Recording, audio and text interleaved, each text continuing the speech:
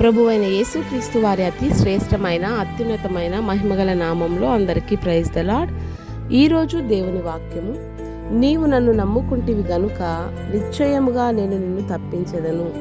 ఇదే యెహోవా వాక్కు. ఇర్మియా గ్రంథము 39వ అధ్యాయము 18వ వచనం. అవునండి, పరిశుద్ధ గ్రంథంలో రాయబడిన ఈ మాట సత్యం. ఎవరైతే ప్రభువైన యేసుక్రీస్తు వారి యందు విశ్వాసము నమ్మకము ఉంచుతారో వారిని ప్రతి కీడు నుంచి, ప్రతి సమస్య నుంచి ఆయన తప్పిస్తాడు.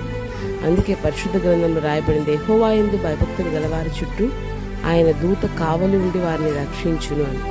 ఎవరైతే ప్రభువునందు విశ్వాసం ఉంచి ఆయన నమ్ముతారో ప్రభు యొక్క కాపుదల, ప్రభు యొక్క సన్నిధి వారికి తోడుగా ఉంటుంది. వారున్న ప్రతి పరిస్థితి నుంచి ఆయన సన్నిధిలో మొరపెట్టినప్పుడు ఆయన వారిని విడిపించేవాడుగా ఉన్నాడు.